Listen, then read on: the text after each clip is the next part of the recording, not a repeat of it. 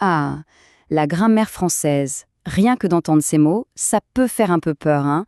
On pense tout de suite à des règles super compliquées, à des listes d'exceptions à n'en plus finir. Mais et si on changeait complètement de perspective? Si, au lieu de voir ça comme un vieux manuel poussiéreux, on l'imaginait plutôt comme un voyage? Un voyage dans un monde fascinant qui a sa propre logique, même si elle est un peu cachée. Allez, c'est parti, on plonge ensemble à la découverte des secrets de ce village vraiment pas comme les autres.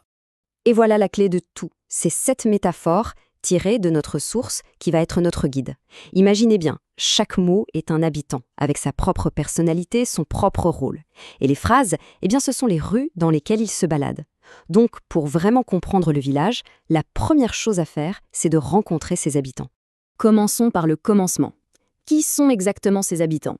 Avant même de savoir ce qu'un mot fait dans une phrase, il faut savoir ce qu'il y est. C'est ce que les grammairiens appellent sa nature. On pourrait dire que c'est sa carte d'identité. Alors là, attention, on touche à quelque chose de super important. La nature, c'est l'identité profonde d'un mot, ce qu'il est et ce qui ne changera jamais. Un nom, un verbe, un adjectif, c'est son ADN si on veut. Un boulanger est un boulanger, point final. Et puis il y a sa fonction. Ça, c'est son job du moment dans une phrase précise. Il peut être sujet, complément. Aujourd'hui, notre boulanger fait du pain. Demain, qui sait, il livrera des croissants.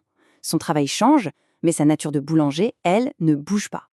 Ok, maintenant, passons à un des aspects les plus célèbres et, disons-le, parfois un peu déroutants de notre village, son code social numéro 1.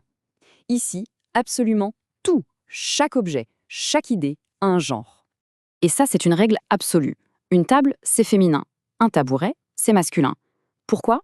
Franchement, il n'y a pas toujours de raison logique. C'est juste une convention, une règle du village que tout le monde doit suivre. Et tous les mots qui vont avec ces noms, comme les adjectifs, sont obligés de s'accorder. C'est un peu comme s'ils devaient respecter un code vestimentaire pour pouvoir se promener avec le nom. Et là où ça devient vraiment fascinant, c'est que pour passer au féminin, il ne suffit pas toujours de coller un « e » à la fin. Non, non! Regardez un peu ces transformations. Un loup devient une louve, un empereur devient une impératrice. Ce n'est pas juste une petite modification, c'est une vraie métamorphose. Ça nous montre des choses sur l'histoire et les sonorités de la langue. Et là, c'est le moment « aha ».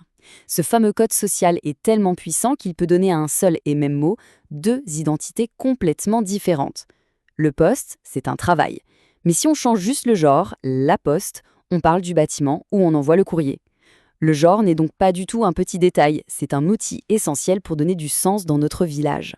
Bon, après le genre, on va s'attaquer à un autre grand puzzle, comment nos habitants font pour se mettre en groupe. On pourrait croire que c'est simple, on ajoute un S et c'est réglé, non? Eh bien, comme on peut s'en douter, le village a là aussi ses petites coutumes bien à lui. Allez, une petite devinette pour voir. Ces mots n'ont a priori aucun rapport entre eux. Et pourtant si, ils partagent un secret. Ils font partie d'un club très, très sélect au sein de notre village grammatical. Une petite idée de ce que ça peut être?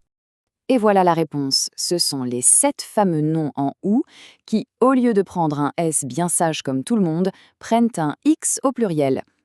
C'est l'une des exceptions les plus célèbres du français, cette petite comptine que tous les écoliers apprennent par cœur. C'est bien la preuve que le village a ses traditions et qu'il y tient. Et ce n'est pas fini. Parfois, la transformation est encore plus impressionnante. Un cheval ne devient pas chevals, mais chevaux. Le mot change complètement de tête. Et c'est justement dans cette bizarrerie, dans cette étrangeté, que l'on retrouve un peu de la beauté et de toute l'histoire de la langue. On continue notre visite. Dans ce village rempli de règles, de transformations, de genres, de nombres, il y a aussi des habitants qui, eux, refusent de changer.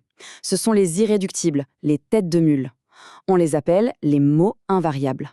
Ce qui est intéressant, c'est que certains mots ne deviennent invariables que dans des situations bien précises. Prenons les couleurs qui viennent de noms de fruits ou d'objets. On dit des chaussures marron et pas marronnes. Pourquoi? Parce qu'on sous-entend de la couleur du marron. C'est pareil pour cher quand il est placé après le verbe coûter, il devient adverbe et hop, il ne s'accorde plus. Et n'en parlons pas de rose bonbon qui reste totalement figé. On pourrait dire que ces mots sont un peu les sages du village. Ils ne se laissent pas influencer par les modes. Alors, après avoir exploré toutes ces règles, ces exceptions, ces transformations, on est en droit de se poser une question, non? Mais pourquoi?